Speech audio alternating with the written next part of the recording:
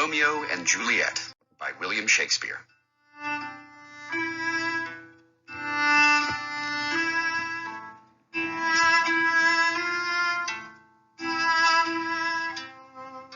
Two households, both alike in dignity, in fair Verona, where we lay our scene. From ancient grudge break to new mutiny, where civil blood makes civil hands unclean. From forth the fatal loins of these two foes, a pair of star-crossed lovers take their life, whose misadventured piteous overthrows doth with their death bury their parents' strife. The fearful passage of their death-marked love, and the continuance of their parents' rage, which but their children's end naught could remove, is now the 2 hours' traffic of our stage. The which, if you with patient ears attend, what here shall miss, our toil shall strive to mend.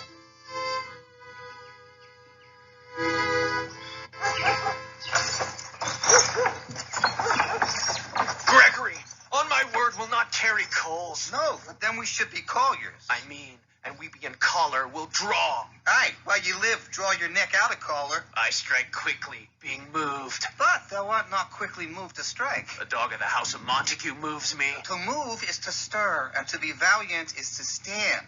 Therefore, if thou art moved, thou runnest away. A dog of that house shall move me to stand. I will take the wall of any man or maid of Montague's. That shows thee a weak slave, for the weakest goes to the wall. 'Tis true, and therefore women, being the weaker vessels, are ever thrust to the wall. Therefore I will push Montague's men from the wall, and thrust his maids to the wall. The quarrel is between our masters and us, their men. 'Tis all one. I will show myself a tyrant. When I have fought with the men, I will be civil with the maids. I will cut off their heads. The heads of the maids? Aye, the heads of the maids, or their maiden heads. Take it in what sense thou wilt. They must take it in sense they feel it. Me they shall feel while I am able to stand, and 'tis known I am a pretty piece of flesh. 'Tis well thou art not fish. If thou hast been poor John. Draw thy tool. Here comes of the house of Montagues. My naked weapon is out. Quarrel, I will back thee. How? Turn thy back and run? Fear me not. No, Mary, I fear thee. Let us take the law of our sides. Let them begin. I will frown as I pass by and let them take it as they list. Nay, as they dare. I will bite my thumb at them, which is disgrace to them if they bear it.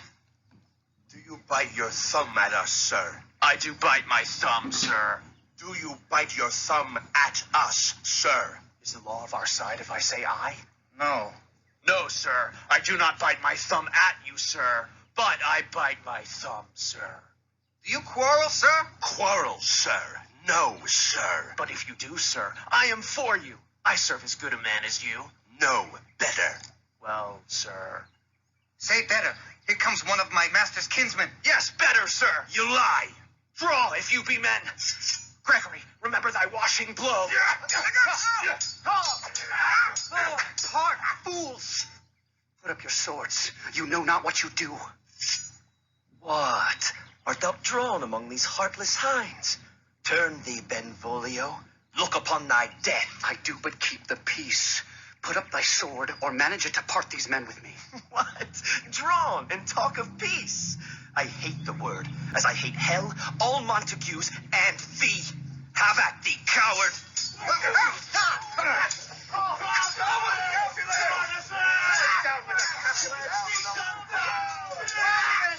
What noise is this? Give me my long sword. Ho! A crutch! We call you for a sword. My sword, I say. Old Montague has come and flourishes his blade in spite of me. Now, villain Capulet, hold me not. Let me go. Thou shalt not stir 1 foot to seek a foe.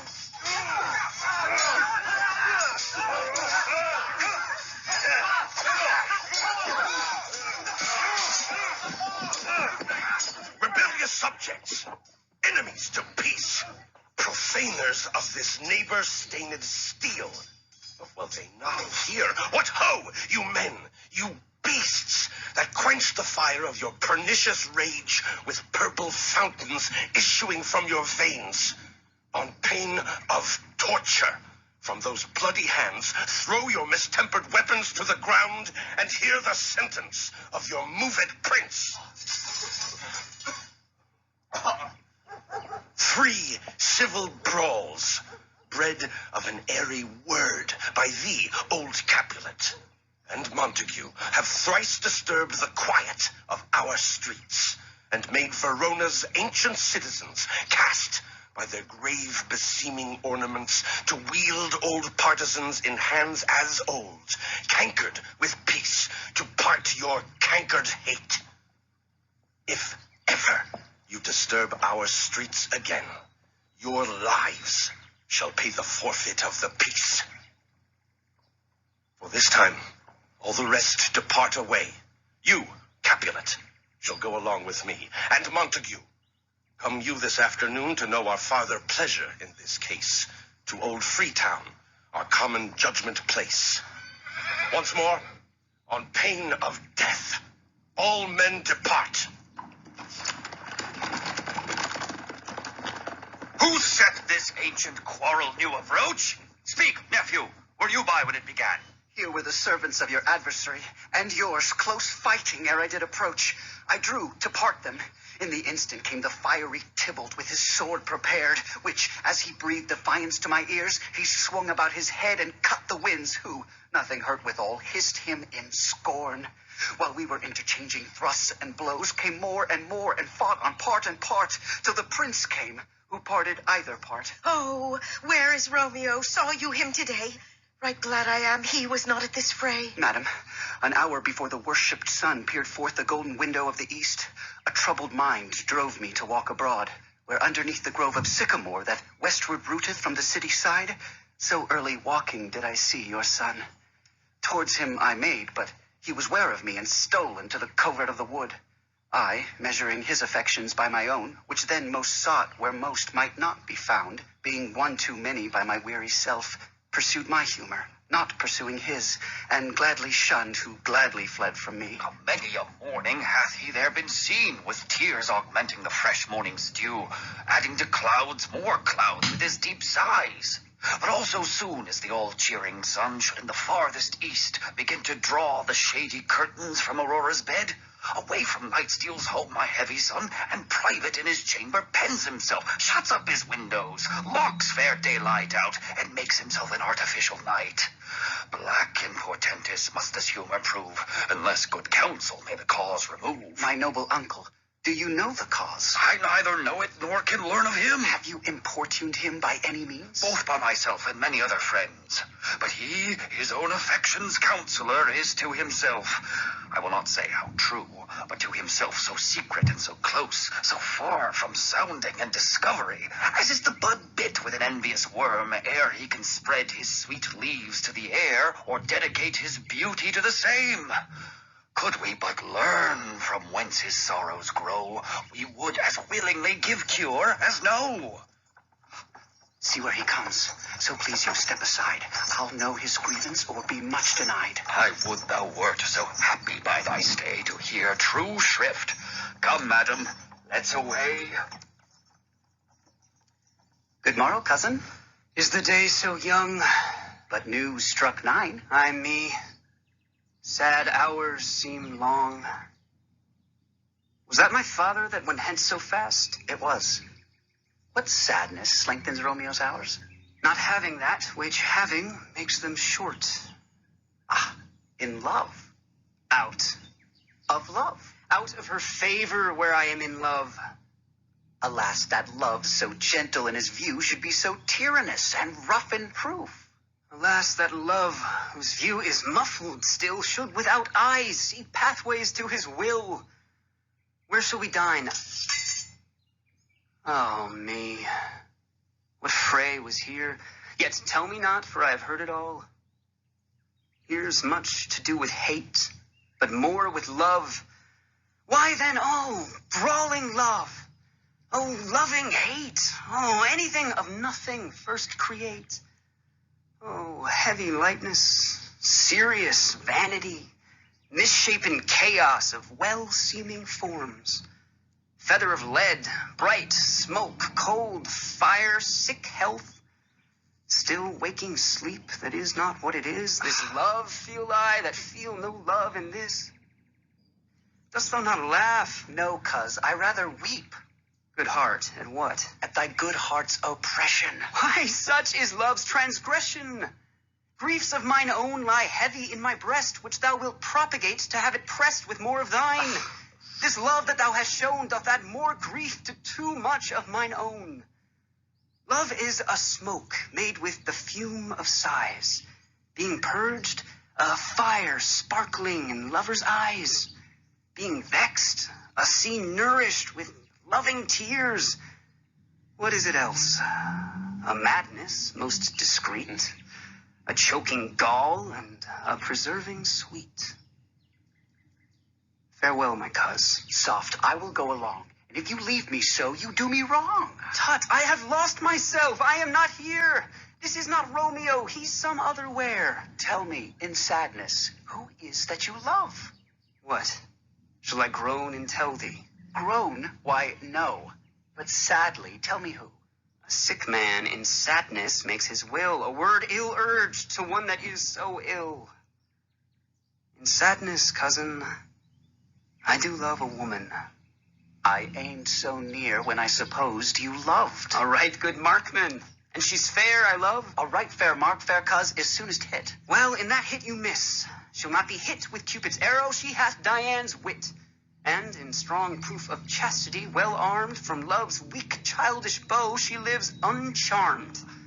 She will not stay the siege of loving terms, nor bide the encounter of assailing eyes, nor overlap to saint seducing gold.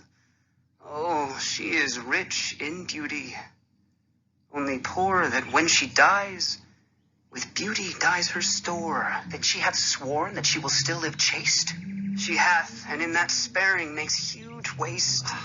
For beauty, starved with her severity, cuts beauty off from all posterity. She is too fair, too wise, wisely too fair, to merit bliss by making me despair.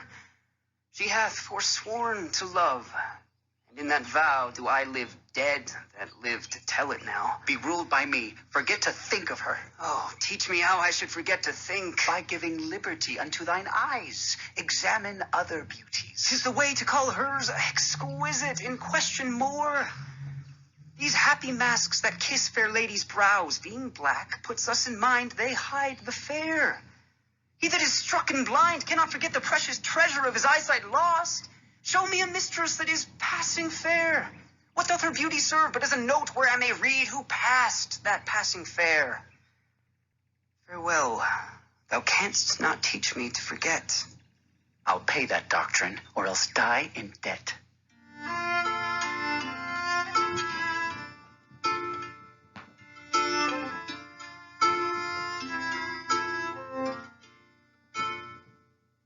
But Montague is bound as well as I in penalty alike, and 'tis not hard, I think, for men so old as we to keep the peace. Of honorable reckoning are you both, and pity 'tis you lived at odds so long.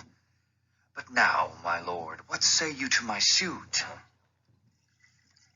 But saying o'er what I have said before, my child is yet a stranger in the world. She had not seen the change of 14 years. Let 2 more summers wither in their pride, ere we may think her ripe to be a bride. Younger than she our happy mother's maid. And too soon marred are those so early made. Earth hath swallowed all my hopes but she. She's the hopeful lady of my earth. But woo her, gentle Paris, get her heart. My will to her consent is but a part, and she agreed. Within her scope of choice lies my consent and fair according voice. This night I hold an old accustomed feast, whereto I have invited many a guest such as I love, and you among the store, one more most welcome, makes my number more. At my poor house look to behold this night earth treading stars that make dark heaven light. Such comfort as do lusty young men feel when well-apparelled April on the heel of limping winter treads, even such delight among fresh fennel buds shall you this night inherit at my house. Hear all see, and like her most whose merit most shall be, which on more view of many, mine being one, may stand in number, though in reckoning none. Come, go with me.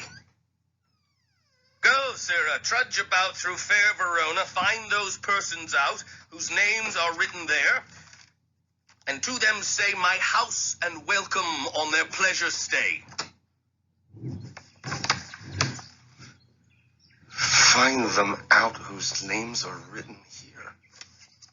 Oh, it is written that the shoemaker should meddle with his yard, and the tailor with his last, the fisher with his pencil, and the painter with his nets. Oh, but I am sent to find those persons whose names are here writ, and can never find what names the writing person hath here writ. Oh, I must to the learned. In good time. Tut, man. One fire burns out another's burning. One pain is lessened by another's anguish. Turn giddy and be helped by backward turning. One desperate grief cures with another's languish. Take thou some new infection to thy eye, and the rank poison of the old will die.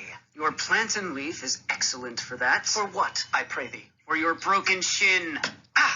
Why, Romeo, art thou mad? Not mad, but bound more than a madman is. Shut up in prison, kept without my food, whipped and tormented, and... Goodeen, good fellow. God give Goodeen. I pray, sir, can you read? I, mine own fortune and my misery. Perhaps you have learned it without book, but I pray, can you read anything you see? Aye, if I know the letters and the language. You say honestly. Rest you merry. Stay, fellow, I can read.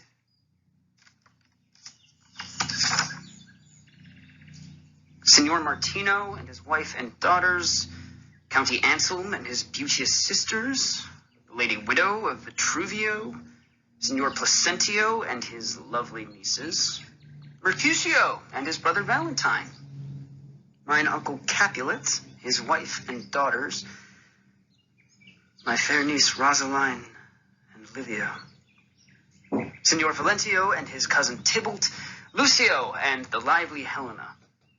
A fair assembly. Whither should they come? Up. Whither? To supper? To our house. Whose house? My master's. Indeed, I should have asked thee that before. Now I'll tell you without asking. My master is the great rich Capulet, and if you be not of the house of Montagues, I pray, come and crush a cup of wine.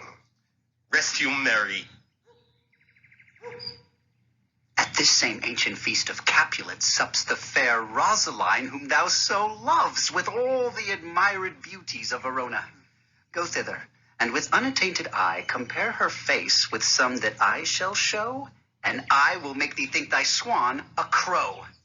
When the devout religion of mine eye maintained such falsehood, then turn tears to fire, and these who, often drowned, could never die, transparent heretics, be burnt for liars.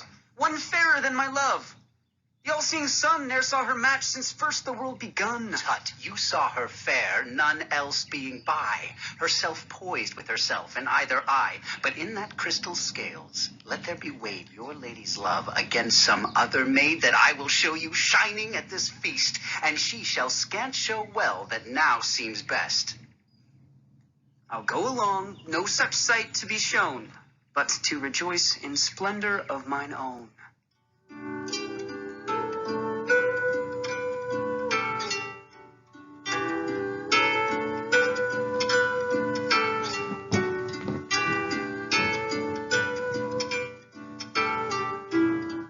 Nurse, where's my daughter? Call her forth to me. Now, by my maidenhead, at 12-year-old, I bade her come. What lamb? What ladybird? quarrel. What, Juliet? How now? Who calls? Your mother. Madam, I am here. What is your will? This is the matter. Nurse, give leave a while. We must talk in secret. Nurse, come back again. I have remembered me. Thou'st hear our counsel. Thou knowest my daughter's of a pretty age. Faith, I can tell her age unto an hour. She's not 14. I'll lay 14 of my teeth. And yet to my teen, be it spoken, I have but 4. She's not 14. How long is it now to Lammastide? A fortnight and odd days. Even or odd of all the days in the year, come Lammas Eve at night shall she be 14. Susan and she, God rest all Christian souls, were of an age. Well, Susan is with God. She was too good for me. But, as I said, on Lammas Eve at night shall she be 14. That shall she. Marry, I remember it well. 'Tis since the earthquake, now 11 years, and she was weaned, I never shall forget it, of all the days of the year, upon that day. For I had then laid wormwood to my dug, sitting in the sun under the dove house wall. My lord and you were then at Mantua. Nay, I do bear a brain.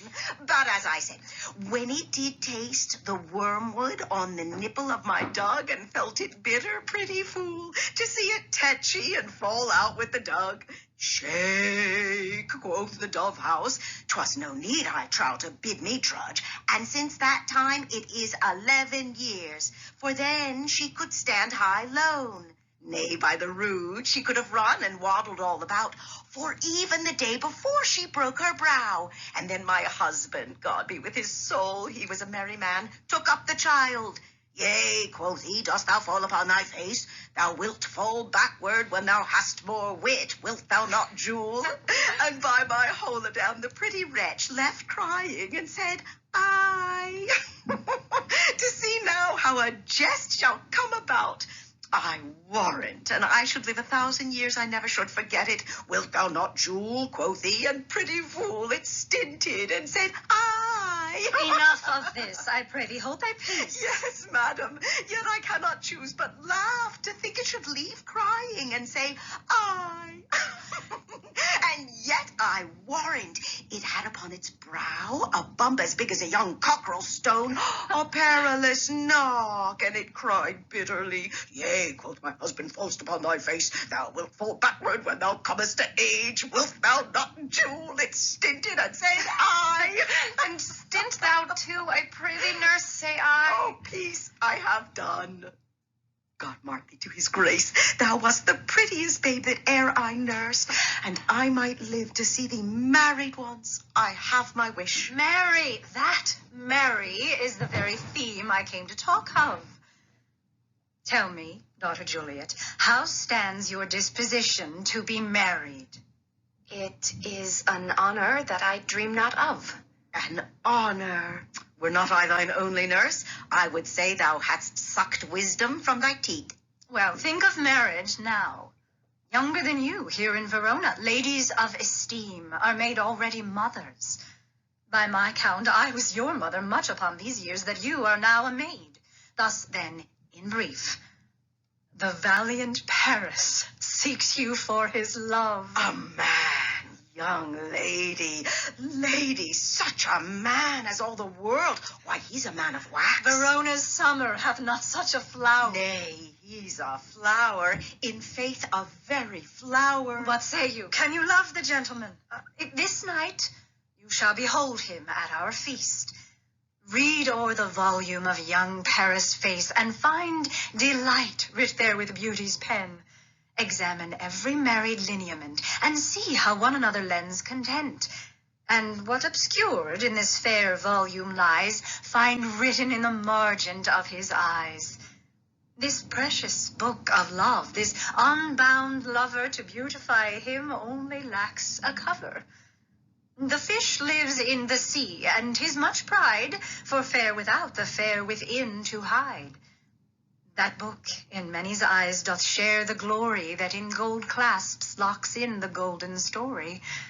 So shall you share all that he doth possess by having him, making yourself no less. No less, nay bigger, women grow by men.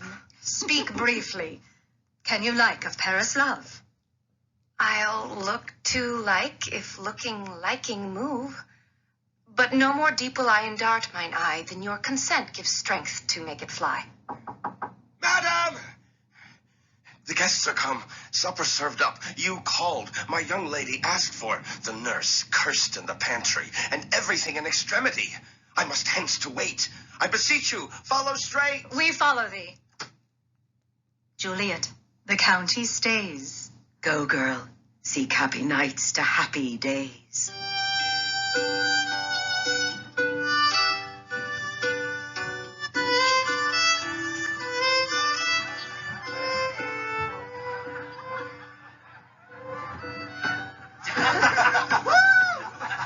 What, shall this speech be spoke for our excuse, or shall we on without apology? The date is out of such prolixity. We'll have no Cupid hoodwinked with a scarf bearing a Tartar's painted bow of laths scaring the ladies like a crow keeper, nor no without book prologue fitly spoke after the prompter for our entrance.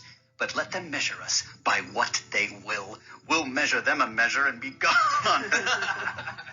Give me a torch. I am not for this ambling. Being but heavy, I will bear the light. Nay, gentle Romeo, we must have you dance. Not I, believe me. You have dancing shoes with nimble soles. I have a soul of lead, so stakes me to the ground I cannot move. You are a lover. Borrow Cupid's wings and soar with them above a common bound.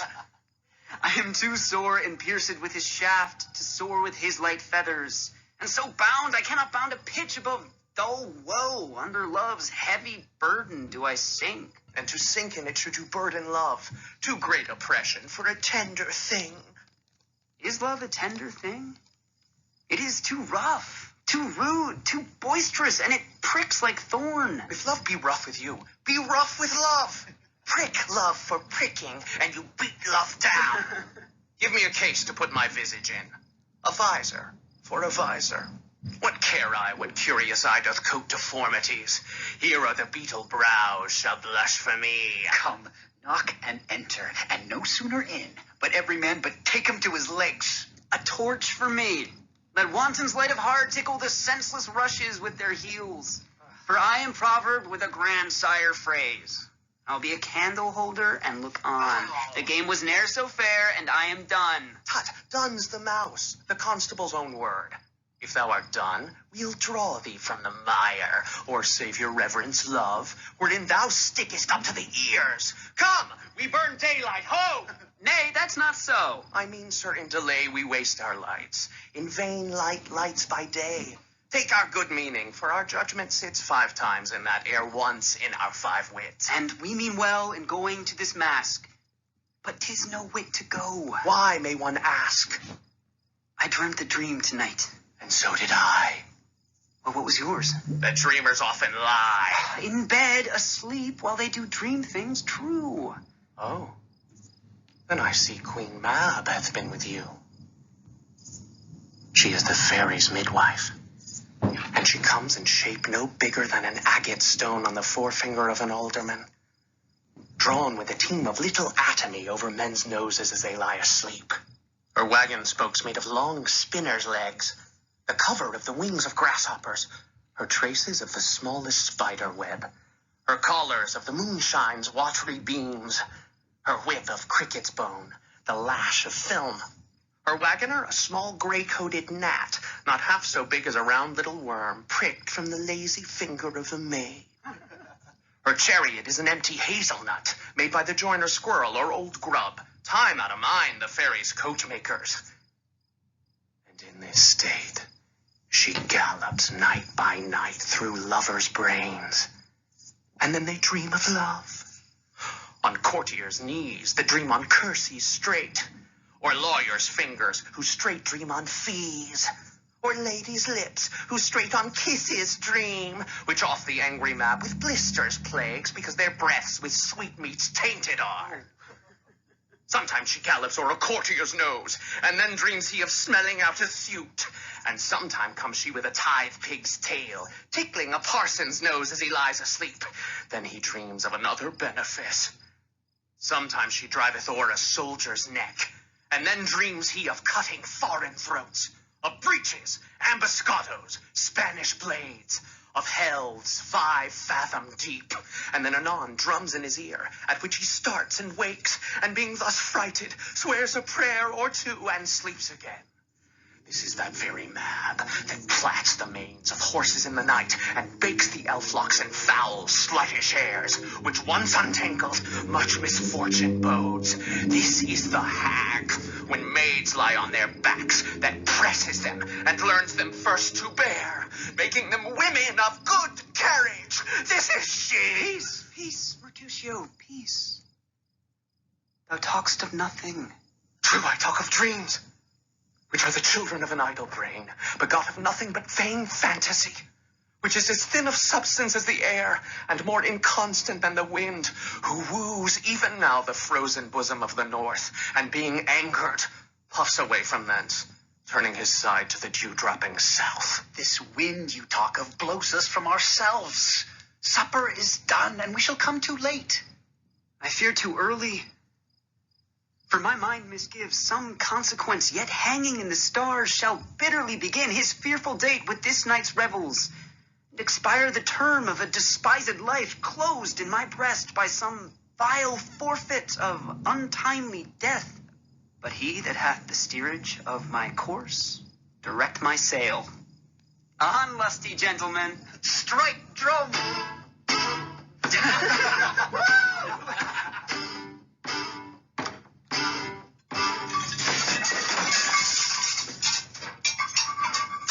Where's Potpan that he helps not to take away? He shift a trencher. He scrape a trencher. When good manners shall lie all in one or two men's hands, and they unwashed too, it's a foul thing. Away with the joint stools. Remove the court cupboard. Look to the plate. Good thou, save me a piece of marchpane. And as thou loves me, let the porter let in Susan, Grindstone, and Nell. Anthony and Potpan! Aye, boy, ready. You are looked for and called for, asked for and sought for in the great chamber. We cannot be here and there, too. Cheerly, boys. Be brisk a while, and the longer liver take all.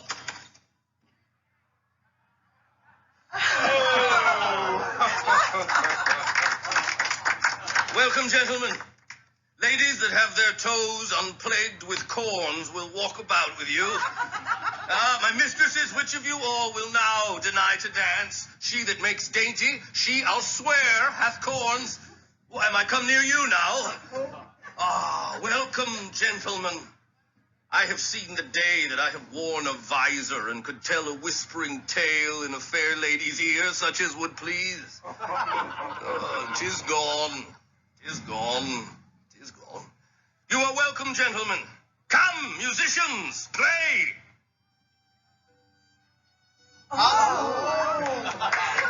hall, give room, and foot it, girls. Moonlight, you knaves, and turn the tables up, and quench the fire. The room has grown too hot. Sirrah, this unlooked-for sport comes well.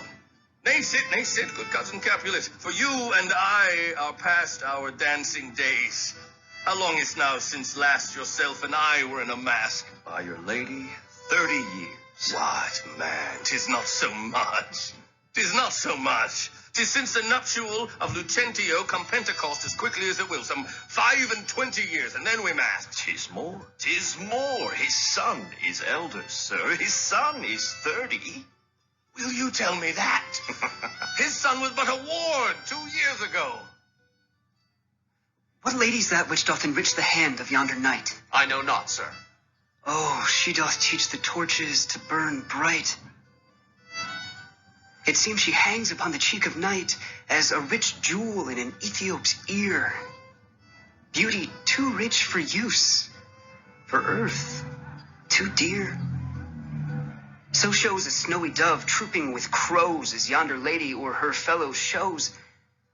The measure done, I'll watch her place of stand, and touching hers, make blessed my rude hand. Did my heart love till now? Forswear its sight, for I ne'er saw true beauty till this night. This by his voice should be a Montague. Fetch me my rapier, boy. What, dares the slave come hither covered with an antic face to fleer and scorn at our solemnity? Now, by the stock and honor of my kin, to strike him dead, I hold it not a sin. Why, how now, kinsman? Wherefore storm you so? Uncle, this is a Montague, our foe, a villain that is hither come in spite to scorn at our solemnity this night. Young Romeo, is it? 'Tis he, that villain Romeo. Content thee, gentle coz, let him alone.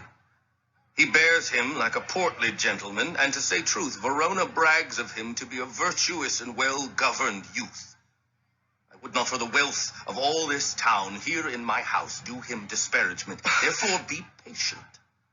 Take no note of him. It is my will, the which, if thou respect, show a fair presence, and put off these frowns, an ill-beseeming semblance for a feast. It fits when such a villain is a guest. I'll not endure him. He shall be endured. What, goodman boy, I say he shall. Go to. Am I the master here, or you? Go to. You'll not endure him. God shall mend my soul. You'll make a mutiny among my guests. You will set cock a hoop. You'll be the man. Why, uncle, 'tis a shame. Go to. You are a saucy boy. Is so indeed. This trick may chance to scathe you. I know what. You must contrary me. Marry, 'tis time. Well said, my hearts. You are a princox. Go, be quiet, or... More light. For shame, I'll make you quiet. What? Cheerly, my heart. Patience perforce with willful choler meeting makes my flesh tremble in their different greeting. I will withdraw, but this intrusion shall, now seeming sweet, convert to bitterest gall.